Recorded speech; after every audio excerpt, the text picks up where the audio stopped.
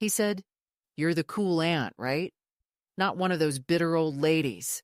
And I laughed along like it was a compliment, like it wasn't a knife slipped under the ribs and twisted just enough to see if I'd protest.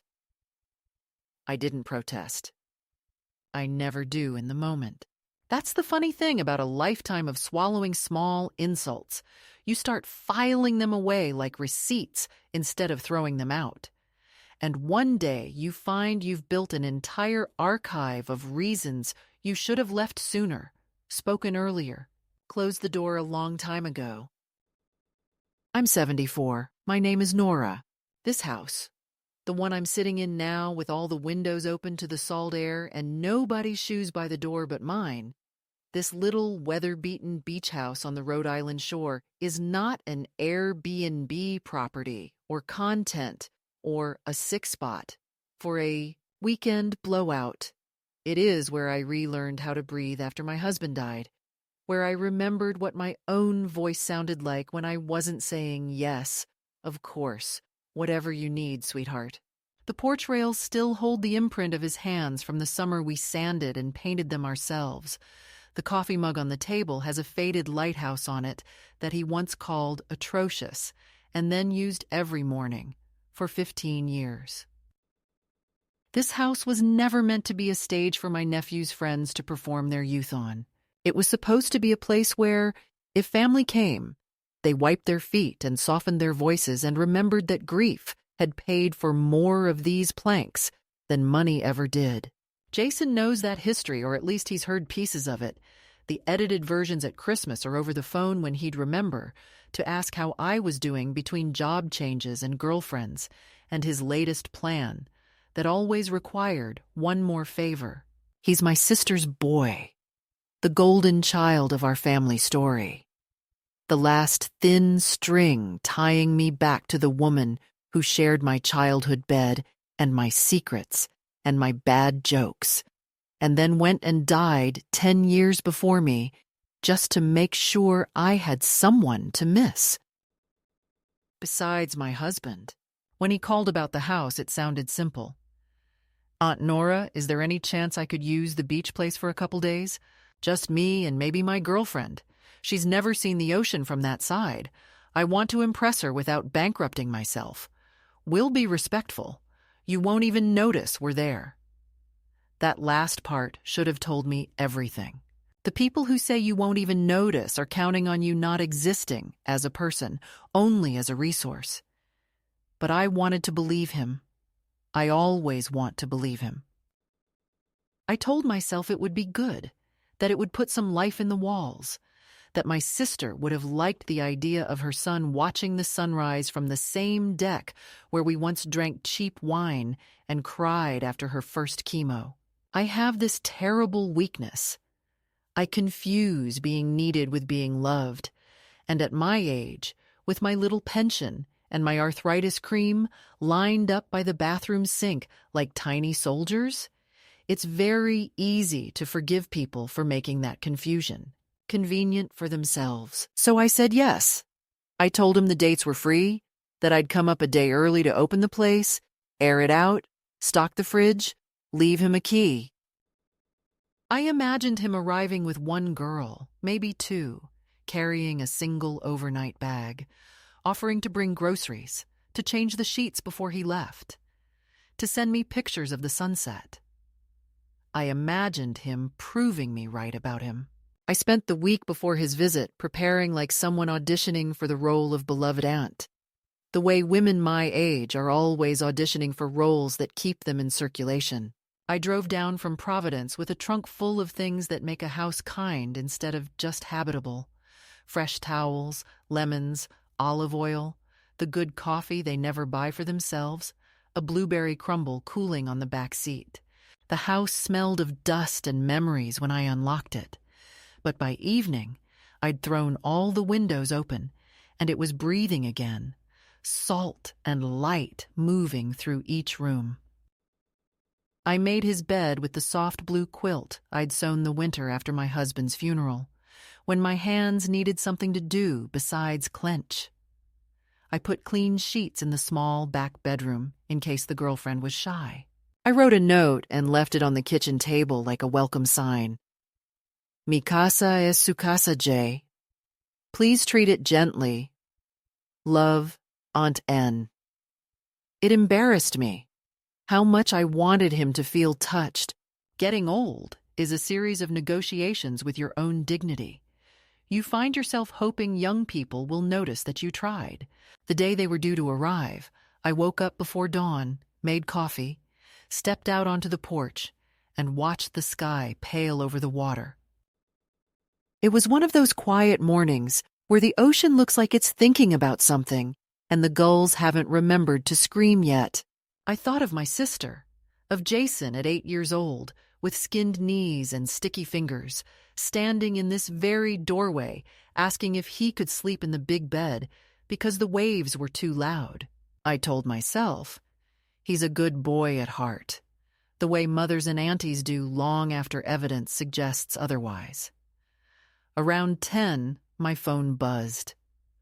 "We're almost there," he texted. "Can't wait to see it. Hope it's cool if a couple more friends come through. Our ride situation got complicated. Love you." My stomach tightened in that specific way it does when you realize you're being prepared for a surprise you won't like. A couple more friends. Ride situation. The euphemisms of entitlement. I typed, "How many exactly?" and watched the typing dots appear, vanish, appear again, and then, like 6, maybe 7? You'll love them. Super chill. I stared at the screen. 6 or 7 on top of him and the girlfriend. 8, 9 people in a 2-bedroom cottage with thin walls, 1 shower, and a septic system with a sense of humor. I started to type no. I really did. I got as far as, "That might be a bit much for the house," before erasing it. I saw my sister's face in my mind, that look she'd give me when she thought I was being harsh. I heard Jason's inevitable wounded tone. "I thought you wanted me to use the place, Aunt Nora." I imagined the little pause when he'd say, "It's okay, we'll figure something else out," and how I'd feel like the villain of my own story. So I swallowed that no like I've swallowed 1,000 others. "Okay," I wrote instead. "Just remember, it's an old house. Please respect the neighbors and no parties." He sent back 3 heart emojis, a beach umbrella, and "You're the best." Maybe that's the line that still stings. Not the cool aunt, not the bitter old ladies, but "You're the best," lobbed like a tip at a waitress who's been on her feet for 12 hours. I heard them before I saw them. The bass from a car stereo, the sharp chatter of too many voices, the crunch of tires on gravel as one car, then another, turned into the narrow drive. I went to the porch, wiping my hands on a dish towel, trying to arrange my face into something welcoming. 6 cars, not 3. Doors flew open, bodies unfolded, loud and young and sunburnt already, carrying coolers and cases of beer and inflatable flamingos, yelling to each other about the view, the waves, the Wi-Fi. "Aunt Nora!" Jason shouted, jogging up the steps to kiss my cheek in a quick, distracted brush that smelled like energy drink and cologne. "This place is sick." Behind him, a tall boy shouldered through the doorway without so much as a hello. A girl in a neon bikini top squealed, "Oh my God, this kitchen is adorable. It's like retro vintage," and slammed a bag onto my wooden table, the one my husband built. "You said a couple of friends," I said lightly, my voice thinner than I wanted. "Yeah," Jason grinned, not hearing me or pretending not to. "You don't mind, right? It's just for the weekend. You won't even notice we're here." And there it was again, that erasure dressed up as reassurance. I stepped back, made room for them, listened as he showed them around like a realtor hyping a listing. "The old lady rents this out all summer, but she hooked us up. 2 bedrooms, pull-out couch, killer porch, and the beach is right there. No cops, no rules. The old lady. He said it with a joking lilt, but none of them laughed. They just looked at me for a second like I was a fixture, like part of the decor that came with the rental. I felt something go quiet in me. Not broken. Not yet. Just suddenly very, very awake. It started to unravel the next morning, though I wouldn't have called it that then. I would have said I was just tired, that the noise and the clutter of youth were a little overwhelming for someone who preferred a quiet sunrise to a midnight chorus of laughter and Bluetooth speakers. But the truth is, it wasn't fatigue. It was the slow recognition that I was invisible in my own home. The evening before, after they'd filled every shelf in the fridge with plastic bottles of vodka and beer, after they'd stacked my good china in precarious towers to make room for paper plates, Jason had smiled and said, "Don't worry, Aunt Nora. We'll clean up after ourselves." And I'd nodded, even though I knew already that promises like that belong to the same category as "you won't even notice we're here." I went to bed early, not because I was sleepy, but because I couldn't bear to sit there, pretending I was part of it. From the upstairs room I could hear them, the rise and fall of voices, the slam of the screen door, the music leaking through the floorboards. Around midnight, someone tripped and spilled something sticky in the hallway. I smelled it later, that sour-sweet mix of alcohol and orange juice. It clung to the air like proof of ownership. When I came down the next morning, barefoot and wrapped in the old robe my husband used to tease me for keeping, the living room looked like a stage after the actors had left. Confetti of chips and bottle caps, damp towels draped over chairs, someone's sneaker half buried under the sofa. The air was heavy with the musk of beer and sunscreen. Jason was asleep on the couch, one arm flung over his eyes, his phone buzzing on the coffee table with messages. I stepped around the empty cans and opened a window. The sea breeze came in with a sigh, but even that small mercy was interrupted by a shrill voice outside. "We're out of ice!"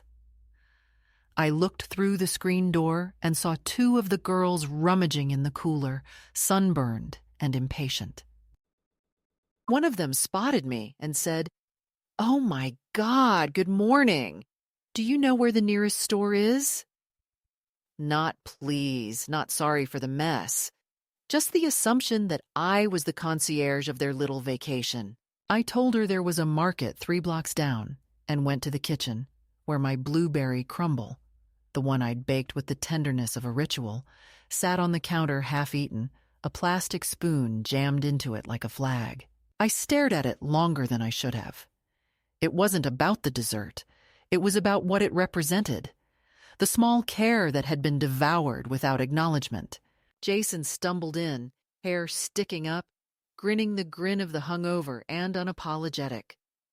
"Morning, Auntie," he said, pouring coffee into a beer glass because he couldn't find a mug. "Last night was wild, huh?" The ocean at night, that's something else. I didn't answer. He didn't notice. He was scrolling his phone, laughing at something one of his friends posted. When he finally looked up, he said, "Hey, if it's okay, we might have a few more coming today. Couple of the guys' girlfriends. They'll sleep on air mattresses, no big deal." That was when I felt it shift. The day turning on its hinge. The boundary between tolerance and insult dissolving in front of me. I said quietly, "Jason, I think the house is full enough." He grinned, still not hearing the warning. "You're right. It's packed. But it's fine. They're cool. They'll be outside mostly. You won't even—" I cut him off. "Don't say it."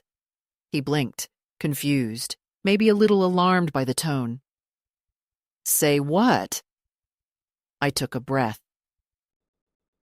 "Don't tell me I won't notice in my own home." He laughed lightly, trying to diffuse the tension, but there was a flicker in his eyes. That familiar discomfort of the young when reminded that older people still possess authority. "Relax, Aunt Nora," he said. "We're just having fun. You used to be fun, remember?" Used to be. There it was. Another small incision, neat and practiced. I looked at him and saw not my nephew, but my sister's reflection in a warped mirror. The same casual selfishness, the same way of turning guilt into charm. For a moment I wanted to shout, to remind him of everything I'd done for him. The tuition checks, the Christmases when he was too broke to bring a gift, but always left with one. The nights I drove 2 hours to bail him out after another of his misunderstandings. But anger at that age in that company would only confirm their story. Bitter old lady ruins the vibe. So I said nothing. By noon, the beach house was unrecognizable.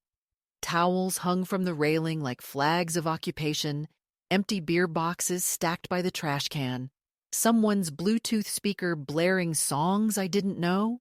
I tried to read on the porch, but their voices rose and fell in waves, laughter without pause, a kind of noise that demanded attention. I watched as Jason and his friends carried the porch chairs down to the sand, the ones my husband built, and used them as props for their photos. They didn't ask. They didn't even glance toward the house. I realized then that they weren't visitors. They were conquerors, and I had mistaken invasion for family. Later, one of the girls wandered inside, dripping seawater on the hardwood, opened my refrigerator and said, "Do you have any oat milk?" I stared at her. She smiled brightly, oblivious. "No worries," she added. "I'll just use half and half." She didn't notice it wasn't hers. Jason appeared behind her, towel around his neck, grinning. "She's fine, Aunt Nora." "You don't mind, do you?"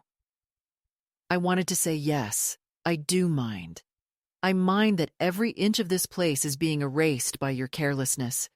But instead, I just wiped the water she left on the floor. The silence of older women is often mistaken for consent. In reality, it's survival. That night, they built a bonfire on the beach.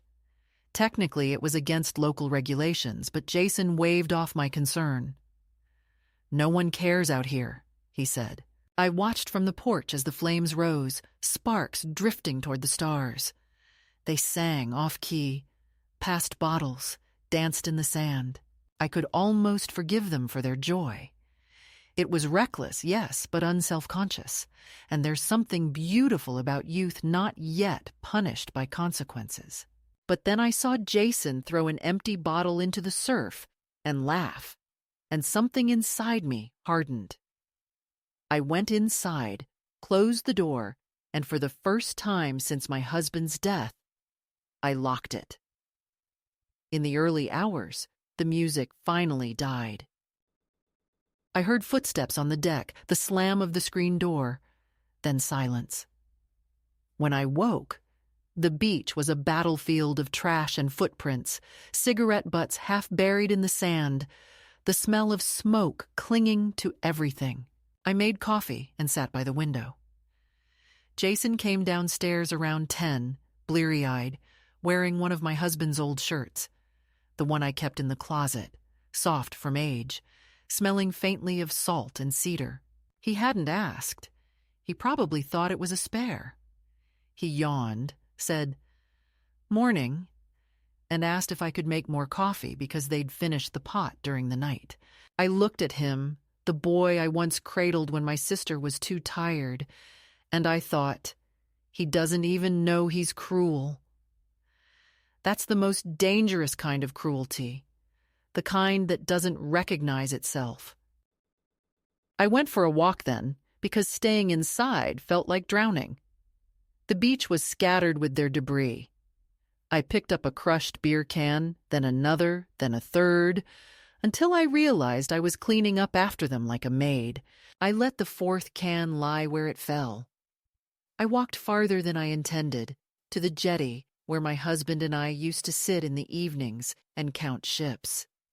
The sea was rough that morning, gray and honest. I sat on the cold stone and listened to it. For the first time in years, I felt something close to anger, but purer, steadier. Not the sharp kind that burns out, but the kind that builds a spine where resignation used to be. I realized I didn't have to keep forgiving people for treating me like an afterthought just because they shared my blood. When I came back, they were setting up a game of beer pong on the patio table. Jason waved at me, carefree. "You should join," he called. "We'll make it old school for you. Juice instead of beer." The others laughed. I smiled the way people smile before they change the locks. I went upstairs, packed a small overnight bag, toothbrush, wallet, the photo of my husband I kept by the bed, and came back down. Jason noticed. "Where you going?" he asked, tossing a ping-pong ball. "For a walk," I said. "A long one." He shrugged, already turning away. "Cool. We'll save you a seat for dinner." I walked out the door and down the path, my sandals kicking up sand, the air thick with salt and smoke. Halfway down the road, I stopped. The truth arrived not as a thought, but as a physical sensation, like a door unlocking in my chest. I wasn't going for a walk. I was leaving. I took out my phone and scrolled to the number of the rental agency, the one I used when I occasionally let the place out during off-season to cover taxes. I hesitated only once before pressing call. A woman answered, cheerful and efficient. "Seaside Management. This is Rachel. How can I help you?" I said my name, gave the address, and asked a question I'd never imagined asking. "If I wanted to cancel a booking," I said, "effective immediately, what would that entail?" There was a pause. "Are you the owner?" she asked. I looked at the house in the distance, the silhouettes on the porch, the laughter floating toward me. "Yes," I said. "I am." She began explaining policies, deposits, refund percentages, all the usual bureaucratic clutter, but I barely heard her. My pulse had gone strangely calm. "That's fine," I said when she finished. "Just make sure the system shows the property as unavailable starting today." When I hung up, I felt lighter, almost dizzy. The decision wasn't revenge. It was reclamation. I stood there in the salt wind, watching the gulls dip and scream, and thought, let them swim. Let them believe the world will always belong to them. By the time they come back for their towels, the locks will be changed. It was in that moment, standing on the edge of my own patience, that I understood what betrayal really looks like when it comes from family. It doesn't announce itself with cruelty. It arrives disguised as affection, asking for a favor, borrowing your space, your time, your peace. And when it leaves, it forgets to give them back. When I walked back toward the house after that call, bag strap cutting into my shoulder, the sand grinding inside my sandals, there was a thin, unfamiliar steadiness in my chest, like a railing appearing along a staircase I had been climbing in the dark for years. But steadiness is not the same as action, and before anything could change on the surface, the days had to get smaller and meaner in that quiet way. Only family can engineer without ever naming what they're doing. I stepped onto the porch and saw 3 of Jason's friends sprawled in my husband's chairs, the ones they'd dragged up from the sand and repositioned like props for a commercial. Their feet on the railing I'd repainted myself. Cans balanced on the arms, their conversation turning lazily, confidently, around their careers, their hookups, their plans for what they'd do every summer when we locked this place down. And it took me a beat to realize they were talking about my house, not as a gift on loan, but as an asset that had somehow shifted into their imagination, a recurring destination they felt entitled to. One of them, a lanky boy with the kind of beard that looks like a dare, saw me hovering by the doorway and raised his can in my direction. Not quite a toast, more a casual acknowledgement of the bartender. "We're thinking next time we should bring jet skis," he said. "The cove is perfect for it. This property is such a score." Jason came out then, slapped him on the shoulder, and said, "Told you my aunt hooks it up," like I was a promo code. I watched his mouth form the words and knew he didn't hear them the way I did. To him, it was praise. To me, it was a receipt. Inside, the kitchen had crossed some invisible border from lived-in to invaded. My bowls were filled with limes and bottle caps, the cutting board smeared with something red and sticky, my good dish towels darkened with wet sand and nicotine stains. A girl I hadn't seen before, wearing one of my oversized t-shirts like a dress, stood at the counter scrolling on her phone with one hand and absent-mindedly eating the crackers I kept for chowder, leaving a delicate dust of crumbs over the note I'd written him. She didn't move it. She didn't even read it. She looked up, smiled in a quick, impersonal way, the smile you give staff at a hotel, and asked if there was more coffee. I said there was, in the jar by the stove. She didn't say, "Thank you." As I moved to the sink, Jason appeared beside me, dropped a pan into the basin with a clatter, oil and cold tomato sauce splashing up onto my robe, and said, "Hey, is there any way you could show Brooke how to work the washer later? We're going through towels fast, and I told everyone it's no problem, because you kind of know where everything is." That line landed with surprising force, not because of the content, but because of the phrase, "no problem," offered on my behalf, without my consent, the way people volunteer your body, your time, your patience, like communal property. "I kind of know where everything is," I repeated, rinsing the pan, watching the grease spiral down the drain. He missed the dryness. He was already turning away, calling out to someone about the playlist, about another run to pick up supplies.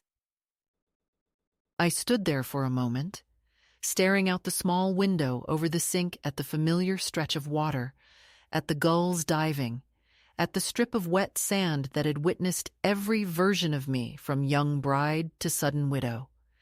And I understood that the worst kind of erasure isn't loud, it's incremental. Each small assumption, each unchallenged demand, each time you choose to keep the peace, and in the process misplace yourself a little further.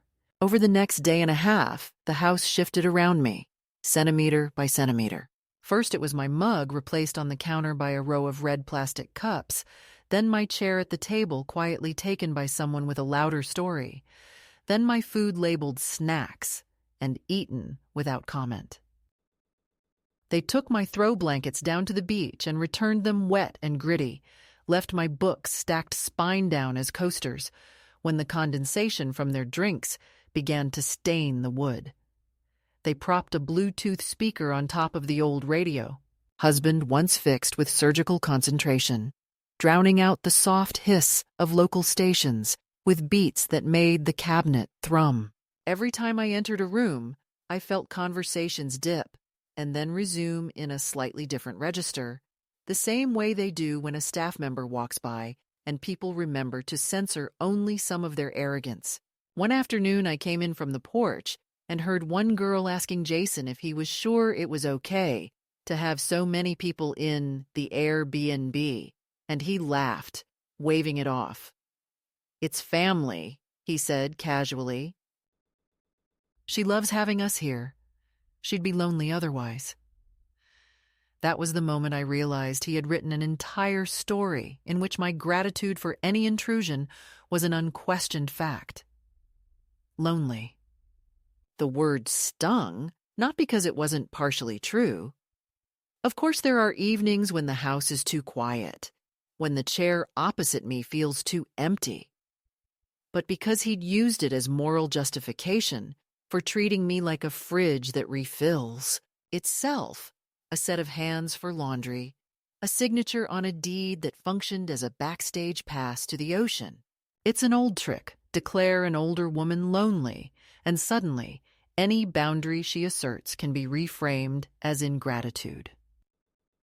That evening, as the sun smeared itself extravagantly over the horizon, all tangerine and bruised purple, I stood on the edge of the deck with a dish towel between my hands and listened to them planning shots for sunrise yoga content, talking about which angles made the house look bigger, more aesthetic, discussing how next month they should come again because if they split gas and brought their own booze, it would be practically free. One of them joked that Jason should talk me into locking this in for Labor Day too, before someone else grabbed it. He didn't say, "It's her house. It's not a public listing." He said, "Yeah, I'll work on her." They laughed, and I understood that in their eyes I was already a negotiation, not a person. The quiet cruelties multiplied with insect patience.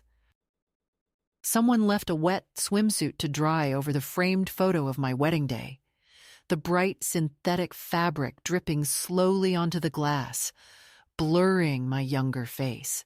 When I moved it carefully and set the picture upright, a boy with sunburned shoulders said, "Oops, my bad," in a tone that meant not bad at all, and walked away.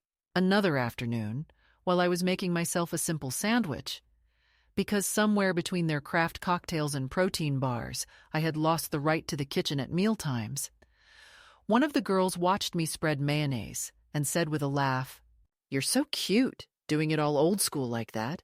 My Nana lives on lean cuisines," as if functioning adulthood past 70 were a novelty. Jason started introducing me as the legend who owns this place, which sounded flattering until you heard the follow-up. Without her, we'd be stuck in someone's crusty motel and saw the way their eyes slid over me, evaluating not my humanity, but their luck. At night, I lay in bed fully awake, not because of the noise, though there was plenty of that, but because of a growing lucid anger that no longer turned inward. I counted the times I had said yes to Jason over the years, the times I'd rearranged my life to fit his crises, the times I'd been told, often with affection and gratitude, that I was such a lifesaver. A phrase that, I realized now, had never come. With any attempt to learn whether I knew how to swim with my own burdens, I thought of my sister, gone now, who would have scolded me for even thinking such uncharitable thoughts about her son, but I also remembered the way she used to laugh off his selfishness with "boys will be boys," and how often we let love be the excuse that trains a man not to see the women cleaning up behind him. On the second morning, I found my suitcase moved. Not rummaged through, not damaged, just shifted from the foot of the bed to the corner, to make room, apparently, for a blow-up mattress two of them had decided would fit better in my space than downstairs. No one had asked. When I came up after breakfast, there it was, half inflated, the plastic smell thick in the air, a pair of neon sneakers already kicked off against the wall. I stood there, hand still on the doorframe, and listened to them downstairs debating who would get the spare room with the good window, as if I were a variable. My heart didn't race. My blood pressure didn't spike. Instead, a peculiar calm came over me, the kind that sometimes precedes a storm or a surgery. Not hysteria, just the concrete knowledge that something cannot continue. Jason's voice floated up, half amused, half commanding. Nora won't mind. She's chill. She said she'll be out a lot anyway. It was a lie. I had never said that. But he was so used to my habitual compliance that he could confidently invent consent on my behalf. That was the first escalation in its truest form. Not when they arrived with too many bodies and too much noise, but when they began editing me out of my own narrative, speaking for me, moving my things, redistributing my space, assuming my answer. It wasn't a single dramatic blow-up. It was a series of adjustments, all tilting in the same direction. I went back downstairs, found Jason at the sink rinsing a blender, and told him as evenly as I could that no one would be sleeping in my room, that I needed my space. He grinned, flicked water at me like I was being playful, and said, "We're just trying to maximize the vibes, Aunt Nora. Don't stress. We'll be gone before you know it. You don't have to babysit us." Babysit. As if I had wandered into their trip instead of the other way around. I repeated myself, sharper this time. He frowned. The room seemed to notice that a script had been disrupted, and for a flicker of a moment, I saw irritation cross his face. Not shame, not understanding. Just the annoyance of a man who has to adjust plans because the help has spoken up. "Fine, fine," he said, holding up his hands. "We'll put the mattress downstairs, no big deal." Happy. The question was meant to close the subject, to suggest I was making drama where there was none. I didn't answer because happiness was no longer the point. Respect was, and respect cannot be begged into existence. The rest of that day, they were more careful in front of me. A little less overt about moving my belongings, a little quicker to toss their bottles, a few forced thank yous sprinkled around like confetti after someone remembers children are watching, but the core hadn't shifted. They still shouted across the yard about next time, still posted videos captioned "Our Beach House," without correction, still turned my quiet porch into a staging ground. The house, my house, felt like a body being slowly anesthetized from the extremities inward, and I understood with a clarity that made my palms go cold that if I stayed in the role they'd written for me, I would vanish completely by the end of the weekend, reduced to a fond anecdote about the aunt who let them have everything and asked for nothing. So I did what women like me rarely allow themselves. I held that thought, let it grow teeth, and instead of smoothing over their discomfort, I began to quietly chart my threshold. I noticed how easily Jason said, "We paid for the gas, so it evens out," when someone mentioned I'd stocked the pantry. I registered how a girl, barefoot and bold, tossed her wet hair in my sink and called over her shoulder, "You're seriously a lifesaver for letting us take over," without waiting to see my face. Each moment wasn't just rude, it was data. It told me exactly how much they valued me, how they translated my yes into an endless supply. By the time the third sunrise painted a pale path across the water, and I watched them stumbling down to the beach, arms full of boards and floaties, leaving their phones, keys, wallets in a careless pile on my kitchen counter, like an altar to their belief that everything they needed would be waiting unchanged when they came back. I had stopped asking myself if I was overreacting and started wondering, almost clinically, what it would look like to interrupt that certainty. The morning of the shift began without ceremony. Only that peculiar stillness the sea sometimes gives after too much noise, as if the world itself is taking a breath before deciding what kind of day it wants to be. They were all asleep finally, their laughter drowned by exhaustion, the air heavy with the smell of sunscreen, salt, and whatever they had spilled on the deck the night before. I moved through the house barefoot, the floorboards creaking under my steps, and for the first time in days, I heard only my own sounds. The kettle clicking on, the low hum of the refrigerator, the wind nudging the blinds against the window frame. The house seemed to sigh, stretching into its original shape. And I realized how tense it had been, how the walls themselves had absorbed the frequency of their chaos. I poured myself a cup of coffee, sat at the table they'd turned into a bar, and looked at the mess they'd left. Rings from cans staining the wood, a few grains of sand glittering on the surface, a wet towel drooping from the chair like a flag of surrender. There was something almost sacred about the stillness. I took a long sip and let the bitterness settle, tasting both the coffee and my own resolve forming beneath it. Outside, the sky was a pale, bruised pink. I slipped on my cardigan and walked toward the water, following the same path I'd taken 100 times with my husband. Back when this beach was ours and our arguments were about paint colors and grocery lists instead of the slow corrosion of loneliness. The sand was cool under my feet, damp enough to hold my footprints, and I thought about how long they would last after the tide came in. Everything vanishes eventually, but some disappearances are chosen. That thought stayed with me as I reached the shoreline. The ocean was calm but firm, like a parent who loves without indulgence. The gulls circled above, their cries sharp and indifferent, and I felt small but lucid. It had been years since I had walked this early, and something about the solitude sharpened the edges of my thoughts. I realized how many times in my life I had mistaken being needed for being seen, how many relationships I'd nurtured out of fear of irrelevance. There is a strange dignity in admitting that you allowed your own erasure. It hurts, but it also opens a door to the possibility of a different ending.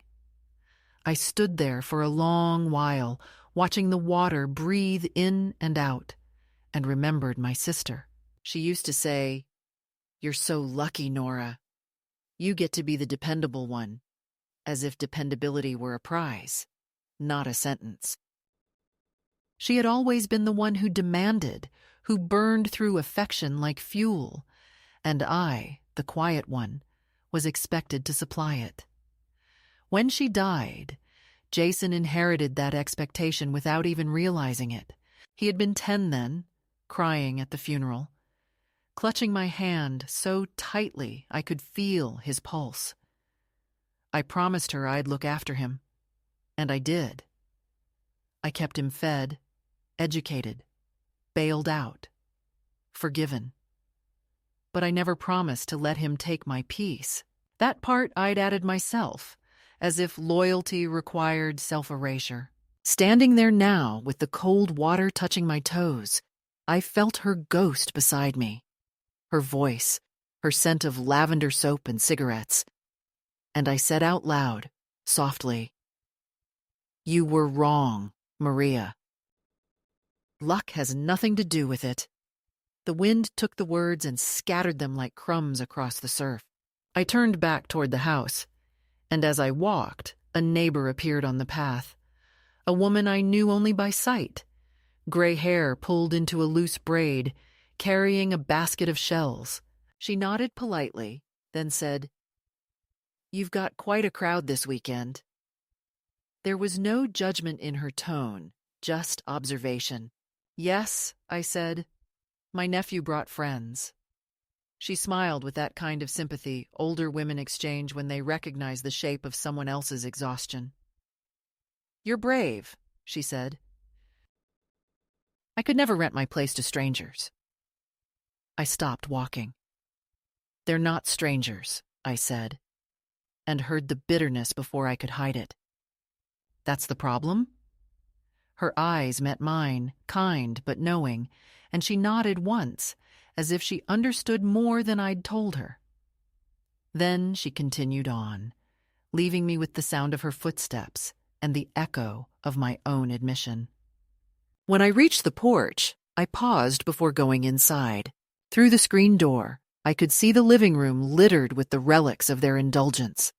Plastic cups, tangled phone chargers, sand on the rug, and Jason's jacket thrown carelessly over the armchair, where my husband once sat, to watch the waves. The jacket was expensive, some brand meant to look effortless, and yet it seemed so flimsy, so temporary, compared to the quiet endurance of that chair. I thought about how easily things now are made to be discarded, even people. I opened the door and stepped in, the scent of salt and stale beer hitting me like a wall. I set down my coffee, took a deep breath, and started cleaning. Not because I wanted to restore order for them, but because I wanted the space to breathe again before I decided what to do. Each bottle I tossed into the recycling bin, each crumb I brushed from the table, each towel I hung out to dry felt like a small act of reclamation, a reminder that the house still recognized my touch, that it belonged to someone who cared about more than just aesthetics. By the time the first of them stumbled downstairs, rubbing sleep from his eyes, I had finished. The house looked less like a wreck and more like a paused moment. Jason appeared last, shirtless, hair tousled, looking both younger and more entitled than ever. "Morning, Aunt Nora," he said, yawning. "You didn't have to clean. We were going to handle it." I smiled faintly. "When?" I asked. He laughed. "Eventually." The easy arrogance of youth, the kind that assumes forgiveness is infinite. I handed him his phone. "The rental agency called," I said casually. His head snapped up. "What?" "They just wanted to confirm the cancellation," I continued, my tone even. His brow furrowed. "Cancellation of what?" "Of your stay," I said. "You were never tenants, Jason. You were guests. And now the house is unavailable." He blinked, half asleep still, not understanding. "Aunt Nora, what are you talking about?" I didn't answer. Instead, I poured myself another cup of coffee and said, "You have until tomorrow to leave." It was too soon to let him see how serious I was. He laughed, assuming it was a joke, and wandered outside to tell the others. Their laughter rose, carried by the wind, and I sat there at the kitchen table, tracing the rim of my mug, waiting for the inevitability of confrontation. I thought I would feel dread, but what I felt was a kind of serenity, like the first deep breath after a storm has passed. Power, when it returns to you, doesn't come with trumpets. It comes quietly, like a tide reclaiming the shore. I watched them through the window, Jason gesturing, the others shrugging, one of the girls snapping a photo of the ocean as if to capture the last bit of what she thought was hers. I felt almost tender toward them, these young people who believed the world would always be available on demand. They didn't know yet that everything borrowed carries a reckoning. In the afternoon, the air grew thick with humidity, the kind that presses on your skin until you either surrender or break free. They decided to go swimming to cool off, and I watched as they grabbed their towels and ran down the path, leaving their belongings strewn about once again. Phones, keys, wallets, all symbols of their unshakable trust that the world would remain as they left it. The sound of their laughter receded, replaced by the rhythmic whisper of waves.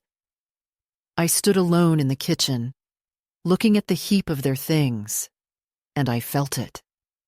The quiet permission I'd been waiting for. Not from them, not even from the world, but from myself. I walked to the desk in the corner where the spare keys were kept, opened the drawer, and took out the new set the property manager had mailed weeks ago after routine maintenance. My hand didn't tremble. I set them on the counter and placed the old keys beside them, the ones they'd been using, still sandy and warm from their touch. I looked at them, those identical bits of metal, and understood that this was what choice looked like.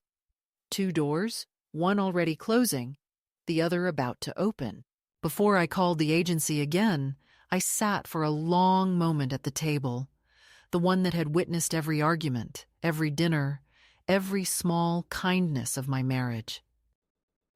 I thought of my husband, his slow, deliberate way of solving problems, his belief that peace was never free, that it had to be built and rebuilt daily. I wished he could see me now, not because I wanted approval, but because I wanted him to know that I had finally learned the difference between love and servitude.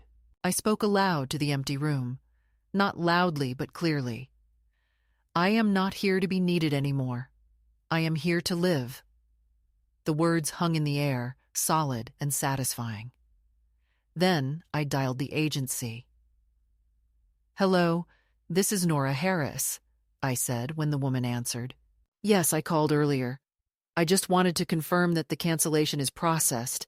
The guests are still in residence, but they'll be leaving shortly. Please arrange for the locks to be changed this afternoon."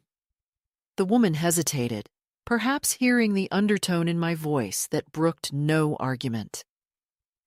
"Of course, Mrs. Harris," she said finally. "Are you sure everything's okay?" I looked around the room at the sun filtering through the curtains, at the empty space where noise used to live, and I said, "Everything's fine now." When I hung up, I felt a strange calm.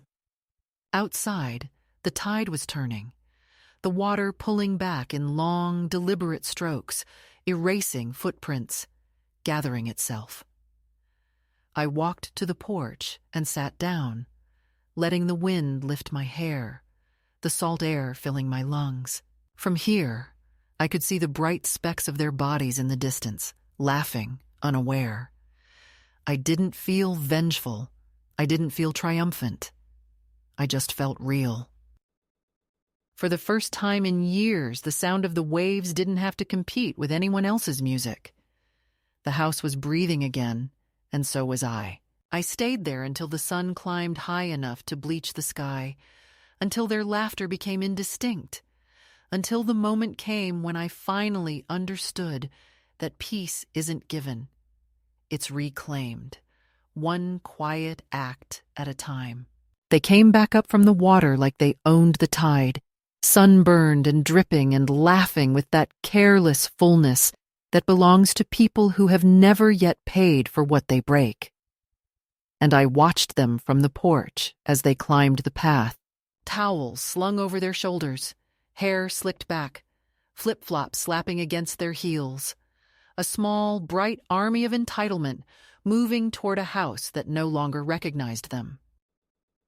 The locksmith's van had pulled away less than 20 minutes before.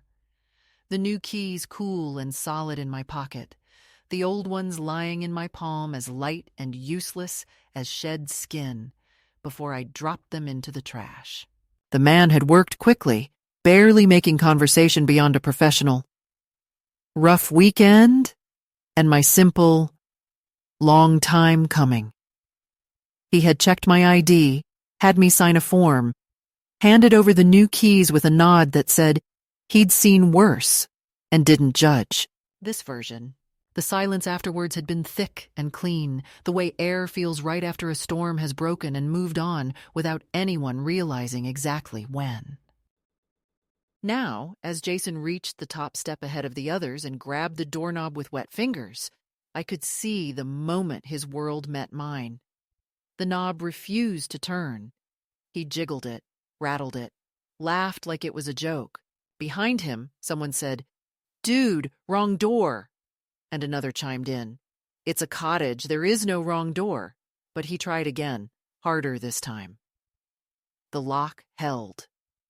I took a slow sip of my cooled coffee and waited. He turned, confusion knitting his features in a way I hadn't seen since he was a boy, and a magic trick went wrong. "Aunt Nora?" he called, still half laughing, expecting me to appear like staff with a quick explanation about it being stuck. I was already in the doorway, screen door between us, standing with my hand resting lightly on the frame. "Door's locked," he said, stating the obvious like it was a shared problem. Yes, I answered. His friends collected behind him, dripping sand across the porch, clutching their phones and sunglasses, and the confidence that everything would be sorted in their favor if they just sounded annoyed enough. Jason gestured vaguely at the handle. Can you open it? Our stuff's inside. I held his gaze. It's my house, I said. Not loudly, not dramatically, simply as a reminder of the fact that had somehow gone missing over the last 48 hours. Something flickered behind his eyes, a brief, almost imperceptible twinge of irritation, like a man told a free refill is no longer available. Right, he said. So can you open it?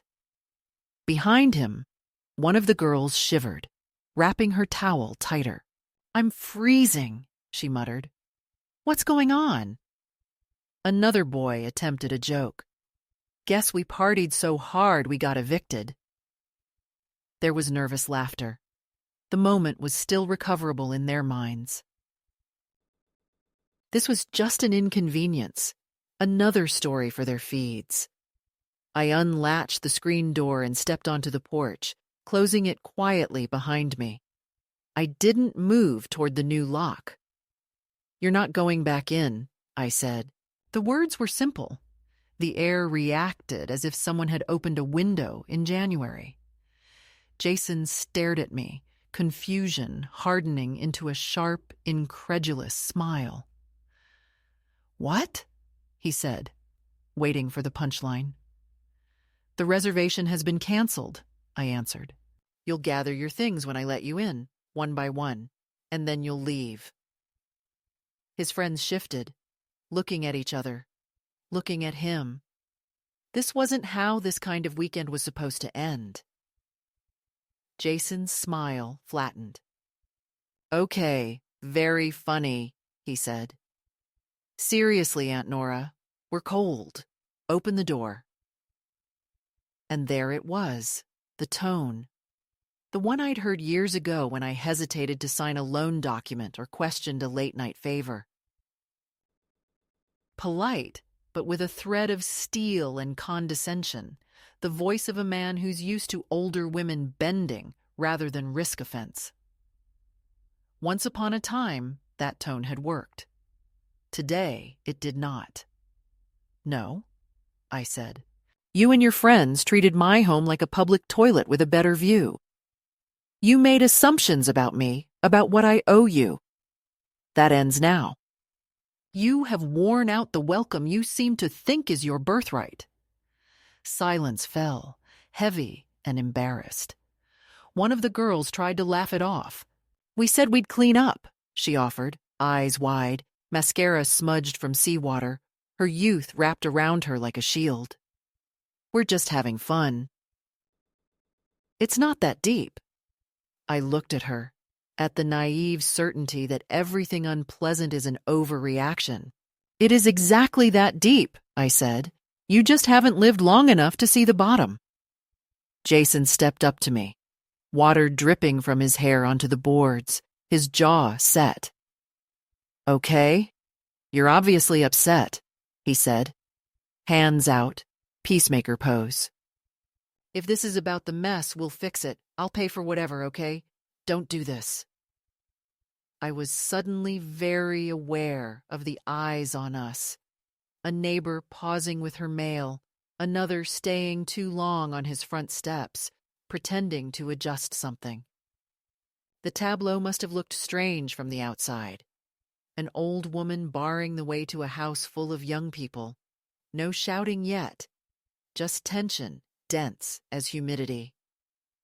This isn't about money, I replied. It's about respect. You don't have any for me, and you don't have any for this place. His mouth twisted. That's not fair. I asked if we could come. You said yes.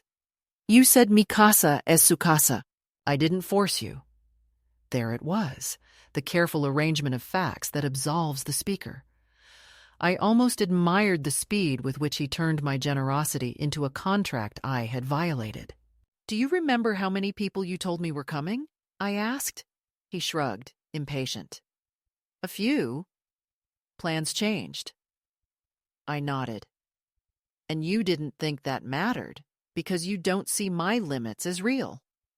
You treat me like a discount code, something to stack on top of your plans so the numbers work out. His friends were visibly uncomfortable now, some edging away, others folding their arms defensively. This is getting weird, one muttered under his breath. Jason hissed at him to shut up, then turned back to me. I said I'd clean, he repeated, as though chores could erase contempt. I said I'd cover stuff. We're family. Why are you acting like I'm some random guy off Craigslist? I felt something unclench inside me then. Not forgiveness, but final clarity. Because, Jason, I said, that random guy off Craigslist would have read the house rules and respected them. He would have known he was a guest. The words landed. His expression changed. The boy who had once clung to my hand replaced fully now by the man whose pride smarted at being called what he was. You're overreacting, he said flatly, and there it was, the oldest trick. If a woman asserts a boundary, pathologize her. You canceled our reservation while we were in the water? That's insane. You can't do that. His friends nodded, murmuring agreement, emboldened now that he'd declared a narrative. Yeah, this is actually kind of messed up, a girl added, like legally or whatever. That almost made me smile. You were never renters, I said. You never signed anything. You never paid. You were here because I opened my door to you, and you treated that door like a revolving one. I could feel my heart beating, but not wildly. I was not afraid of their judgment. I was afraid of my old habit of backing down. It hovered for a second, that impulse to soften, to say, maybe I'm being hasty, maybe just one more night. But it passed like a wave that broke before it reached me. Jason took a step closer, lowering his voice as if we were in some negotiation instead of a reckoning. Look, he said, if this is about me not hanging out with you enough or whatever, I'm sorry, okay? I didn't think you'd be so sensitive. The word sensitive slid between us, oily and familiar, the cousin of hysterical, emotional, dramatic. A tool, not an observation. I could hear my sister in him then. The way she used to bend reality with language, call selfishness independence, call other people's discomfort jealousy. This is not about you spending time with me, I replied.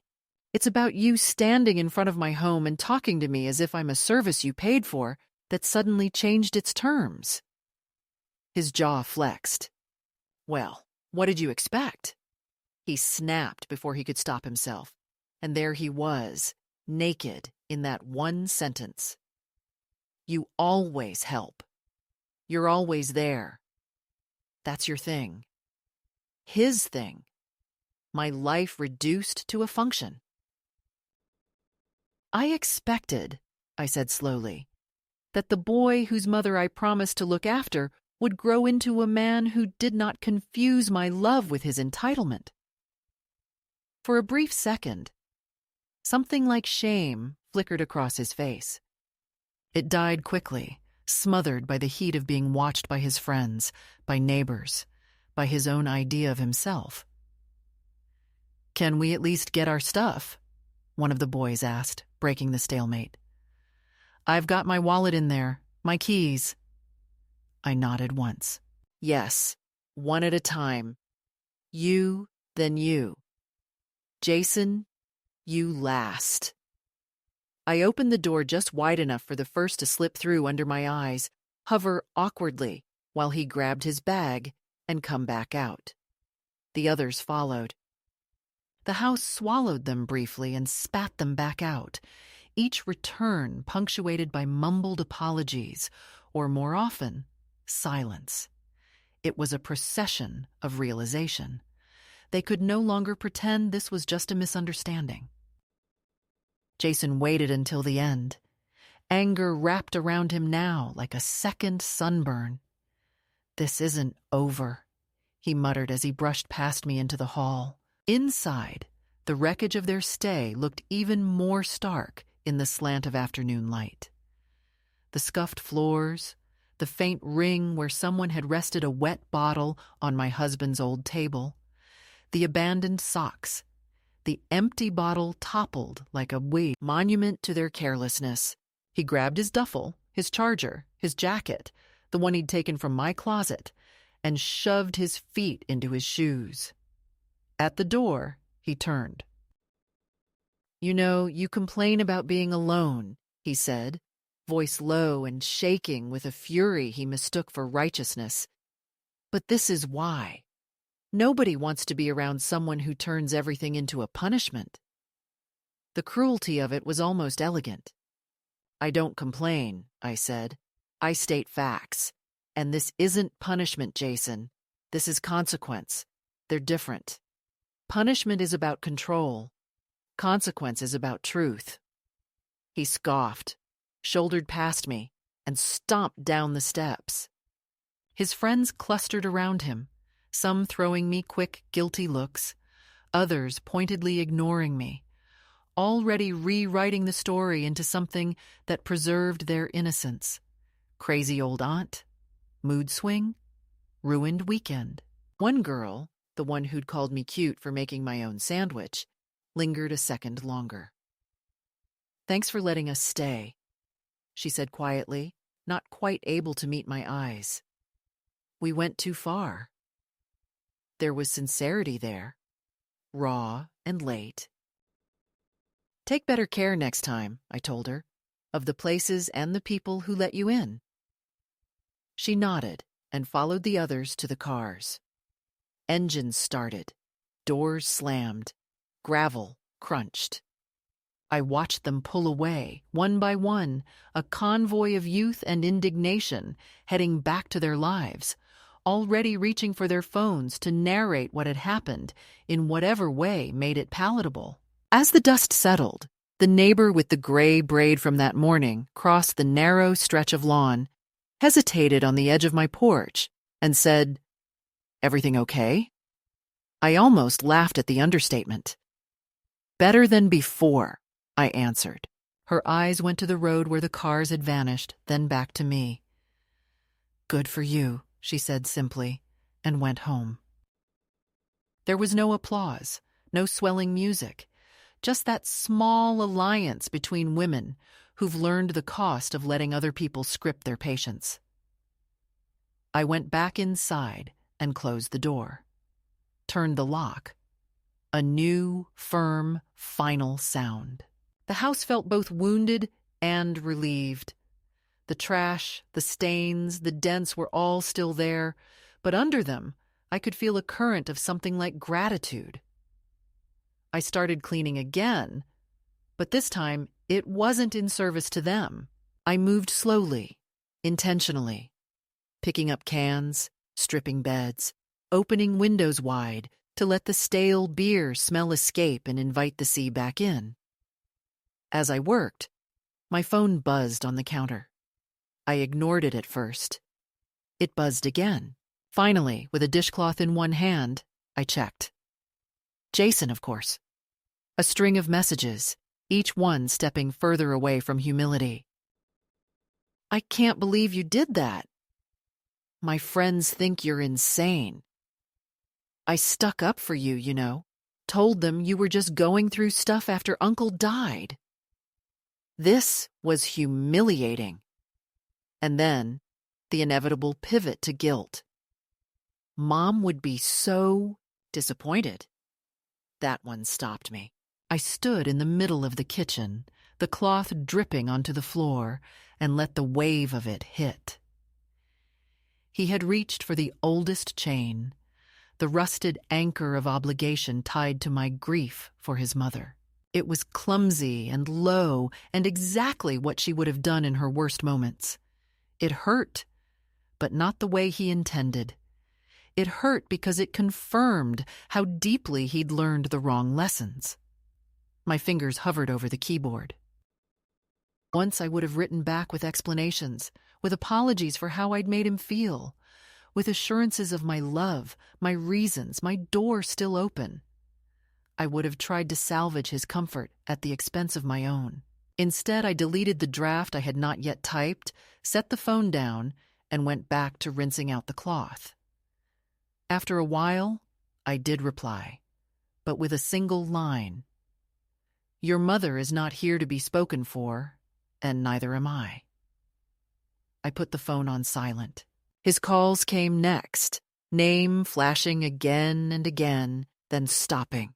Later, a text from an unknown number arrived, sharp and formal, clearly dictated by him. Someone identifying themselves as a friend, suggesting my behavior could be seen as unstable, that, for my own protection, I should reconsider how I handle. These episodes, words that tasted of lawyers and whispered interventions, of younger relatives meeting in group chats to decide what to do about the old woman before she complicates their expectations. It wasn't just about the weekend anymore. It was about control. They had pulled one way, I had pulled back, and now the rope between us was showing its true tension. I took a deep breath and let their threats, veiled and otherwise, float where they belonged, outside my walls. The second escalation wasn't their outrage. It was my refusal to bend under it. That evening, as the sun lowered and the house finally grew quiet in the honest way, not stunned but settled, I sat on the porch with a mug of tea and watched the light slide across the water.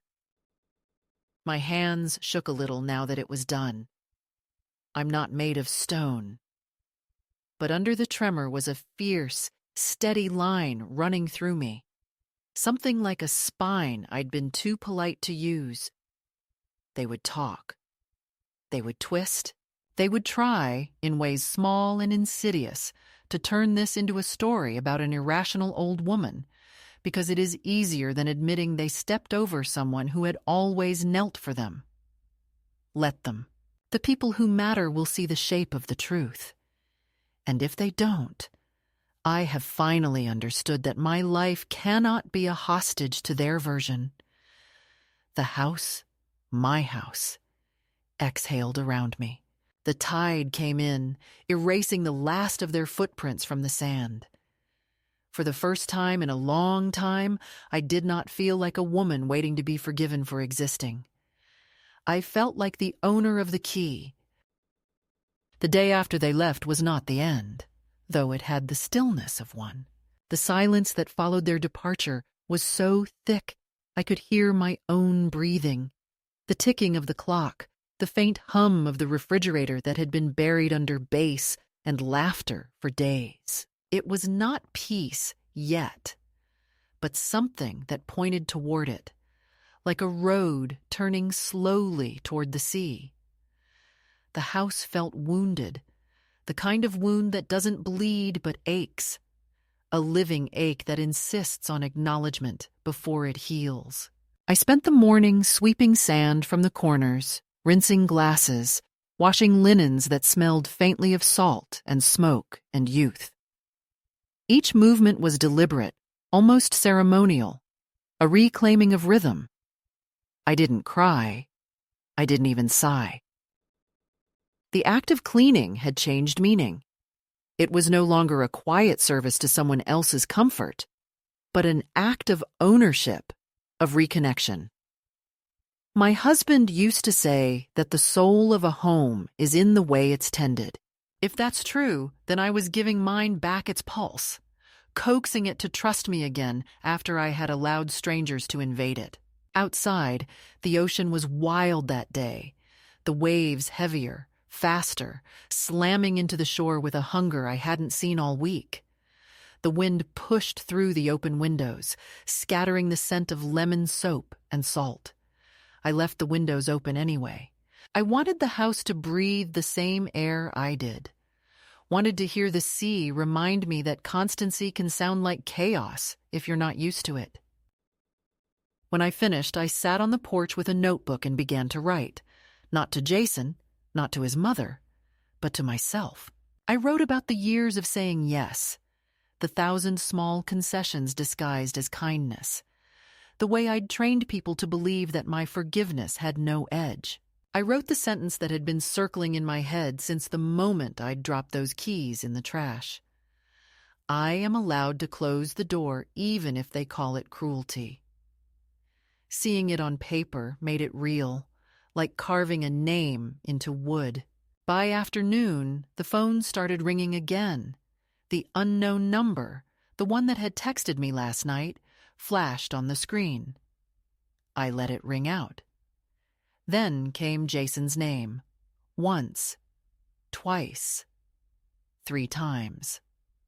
Finally, curiosity outweighed irritation. I answered. His voice was sharp, too bright, the way people sound when they're forcing composure. "Aunt Nora, we need to talk," he said. "About what?" I asked, though I already knew. "About what happened," he said, "and about the money." I almost laughed.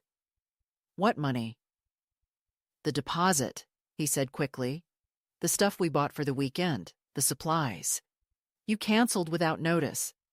I had to explain to people. It was humiliating. I let the silence stretch long enough for him to start filling it with nervous justification. "I mean, I get it. You were upset, but there were better ways. You made it personal. It didn't have to be this dramatic." His voice softened, rehearsed. "I just don't want this to ruin things between us." That last part, the practiced guilt, almost worked. The instinct to make it better tugged at me like an old muscle memory. But it didn't last. "Jason," I said, and the steadiness of my tone surprised even me. "You humiliated yourself. All I did was draw a line where one should have been years ago. As for the money, there was no contract, no payment, no agreement beyond my generosity. You don't owe me, and I don't owe you." He exhaled sharply, the sound of a young man realizing his usual tools, charm, pressure, appeal to pity, are dull against someone who no longer cares to be liked. "You're being extreme," he said. "You're overcorrecting. You think this is strength, but it's just bitterness." There it was, the word they always reach for when an older woman stops agreeing. I could almost see him pacing wherever he was, talking to me like he was the reasonable one, the adult in the conversation, rewriting reality with each sentence. "You know," he continued, "I was defending you to everyone. I told them you were just lonely, that sometimes you get overwhelmed." The softness in his tone was worse than anger. It was the tone of someone crafting a narrative in real time, something he could tell others later that would keep his image intact. "Jason," I said again, quieter this time, "you need to stop talking." He did, startled by the firmness beneath the calm. "You're trying to turn my boundary into your story," I said, "and I won't let you.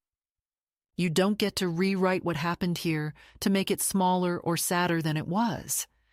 You weren't punished. You were held accountable. You weren't betrayed. You were refused." He was silent for a moment, then laughed, short and bitter. "You sound like a therapist." "No," I said. "I sound like someone who's finally done being your maid." He hung up after that, or maybe I did. I can't remember which. The line went dead, and with it something else inside me went quiet. But it wasn't emptiness. It was relief. The evening came in slow layers of gold and gray. I made dinner for one, simple soup and toast, and ate it by the window. Outside, the beach was empty. The sea looked endless again, no longer framed by their laughter or their trash.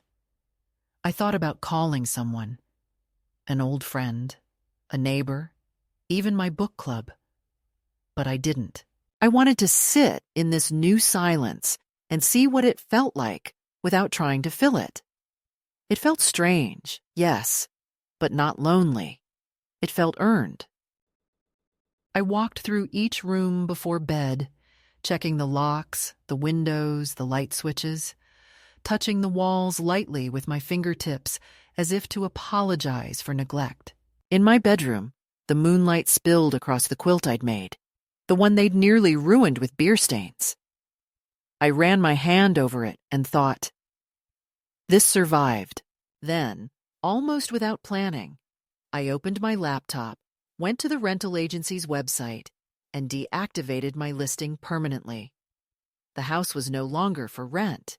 It was mine again, fully, entirely, unconditionally. 2 days later, a letter arrived, handwritten, the return address, Jason's apartment. I held it for a long time before opening it. The envelope was heavy, as if guilt had weight. Inside was a single sheet of paper and a folded check. The note read, "For the trouble. I'm sorry things got out of hand. Maybe we can talk when things cool off." There was no warmth, no acknowledgement of what the trouble had actually been. Just transaction. Apology as currency. I set the check aside, poured myself a drink, and thought about whether to write back. Then I tore the check in half, then into quarters, then smaller still until the pieces were soft between my fingers. I dropped them into the sink, turned on the tap, and watched the ink run down the drain in blue veins. There would be no transaction between us. Not for this. That night, the weather shifted. Clouds rolled in, thick and dark, the kind of storm that makes the sea look like lead. The first crack of thunder startled me, but I left the windows open anyway, wanting the air to move through the house, wanting to feel the full weight of the world outside. Rain came hard and fast, rattling the glass, soaking the porch, drumming on the roof like a warning and a cleansing. I went to the porch, stood barefoot at the edge where the rain blew in, and let it soak my hair, my nightshirt, my skin. I thought about all the years I had spent trying to stay small and calm, the years of smoothing over other people's tempests while keeping my own bottled tight inside. The water ran cold down my arms, and I raised my face to it, letting it wash the last traces of their laughter, their footprints, their shadows off me.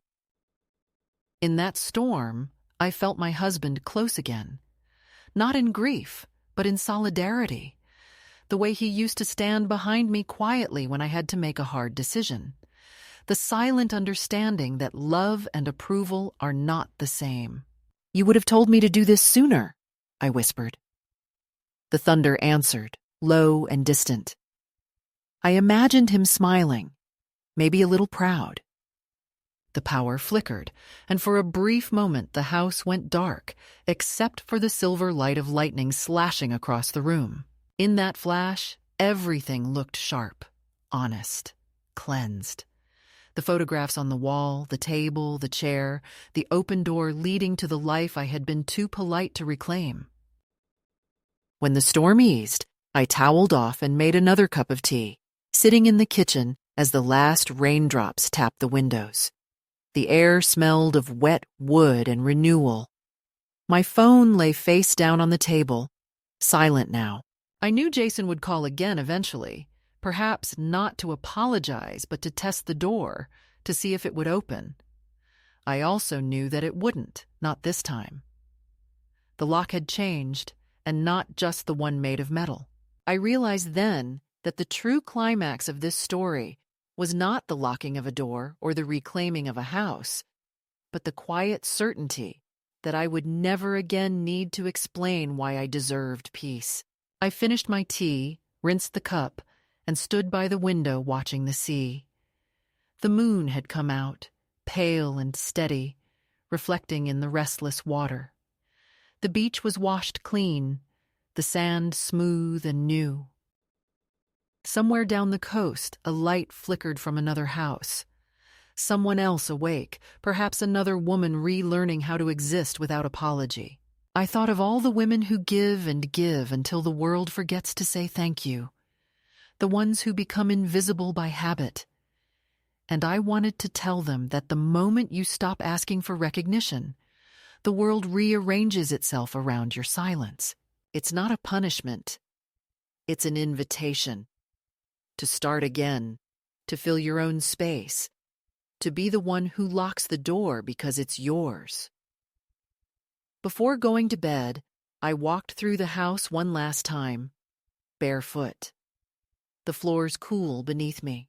I touched the door frame where Jason's handprint had smudged the paint and wiped it clean with the edge of my sleeve. Then I turned off the lights, one by one, until only the moonlight remained. In the dark, the sound of the waves was soft but insistent, the pulse of something eternal. I climbed into bed, pulled the quilt to my chin, and whispered a small prayer, not to God, not even to my husband, but to myself. You did it. You kept the key. And for the first time in years, I slept without dreaming of anyone else coming through that door. The days that followed moved quietly, as if the world itself were hesitant to disturb what had finally settled inside these walls. Morning light poured through the kitchen window in long, forgiving stripes, glinting on the surfaces I had polished until they shone like intention. The scent of lemon and salt lingered, merging with the faint sweetness of the hydrangeas I'd placed on the table.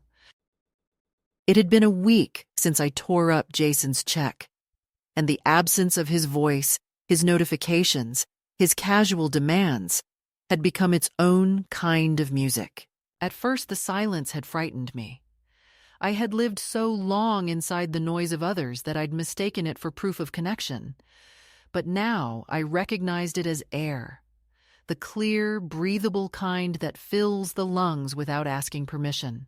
The house was different, lighter. Even the floorboards seemed to creak less, as though they too had been released from service. I had expected loneliness to come knocking in the quiet hours, but it didn't. What came instead was stillness, which is not the same as emptiness. Stillness has its own pulse, faint but sure, like the heart rediscovering its natural rhythm after years of running to keep pace with someone else's chaos. I began to take my coffee on the porch again, the way I used to before all this began. The ocean returned to being what it had always been, endlessly indifferent, endlessly faithful. Each wave folded into the next with the precision of breath, neither apologizing nor boasting for its repetition. I thought about how, for years, I had treated love as a kind of mortgage, something that demanded payment in the currency of patience and self-effacement. Every favor, every sacrifice had felt like an installment toward security, toward belonging. But that's not how love works. Love is not earned through exhaustion. It's revealed through presence. And the cruelest part of aging is realizing how much time you spent confusing gratitude with affection. I remembered Jason as a child, the way he used to press his ear to a seashell and gasp at the sound inside, convinced it was the ocean whispering just for him. I wonder when that wonder turned into assumption, when he stopped listening for the ocean and started believing he owned the tide. I used to blame his mother for that, but now I think it's simply what happens to people who are never taught to see where generosity ends and grace begins. The phone rang once that week, an unknown number again. I let it ring out. A few hours later, a voicemail appeared. His voice was quieter this time, tired, uncertain. "Hey, Aunt Nora. I don't know if you'll even listen to this. I just wanted to say I get it now, sort of. We shouldn't have come like that. I shouldn't have assumed. I'm not good at saying things right. I'm sorry." There was a pause, a long exhale, and then, "I'll call again another time." He didn't. I didn't need him to. Forgiveness, I learned, doesn't always require an audience. It's not a transaction to be confirmed by response. It's a decision made privately, like closing a window when it rains. You do it because it's necessary, not because anyone will thank you for it.